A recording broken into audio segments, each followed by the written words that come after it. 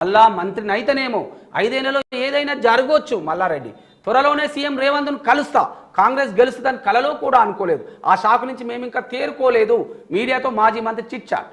మళ్ళా మంత్రిని అయితేనేమోనని మాజీ మంత్రి మల్లారెడ్డి వ్యాఖ్యానించారు. తనకు అదృష్టం ఉంటే, రాసిపెట్టి ఉంటే 5 ఏళ్లలో ఏదైనా జరగవచ్చని ఆయన అన్నారు. మనం ఊహించిన జరుగుతాయని మల్లారెడ్డి అనుకుండట. ఇది ఊహించని షాకు, ఇంకా తేరుకోలేదు మేము ఆ షాక్ నుంచి అని చెప్తా ఉన్నాడు. అంటూనే ఏమన్నాడు మరి, మళ్ళీ మంత్రిని అయితేనేమో ఎవరికి తెలుసు, ఈ 5 ఏళ్లలో ఏదైనా జరగవచ్చు అంటూ మాట్లాడడం అనేది పెను సంచలనంగా మారింది. మళ్ళా మంత్రిని అయితేనేమో 5 ఏళ్లలో ఏదైనా జరగవచ్చు, ఏం రాసి పెట్టుందో వెయిట్ చేయండి అంటూ ఆయన చెప్పడం అనేది సంచలనంగా మారింది. ఎందుకు ఈ వ్యాఖ్యలు అన్నాడు, నిజంగానే ఆయన కాంగ్రెస్లోకి పోతా ఉన్నాడా అంటూ బీఆర్ఎస్ శ్రేణులు మరి మాట్లాడుకుంటున్న సందర్భం చూసినాం. మల్లారెడ్డికి ఏదైనా సాధ్యమే, ఒక పార్టీ నుంచి ఇంకో పార్టీకి జంపు జిలానిగా ఇప్పటికే ఎన్నో అవతారాలు ఎత్తాడు. మరి బీఆర్ఎస్ నుంచి కాంగ్రెస్లో కూడా వెళ్ళొచ్చే అధికారం కాంగ్రెస్లో ఉంది కాబట్టి మల్లారెడ్డికున్న ముద్ర ఏంది, ఏ అధికారం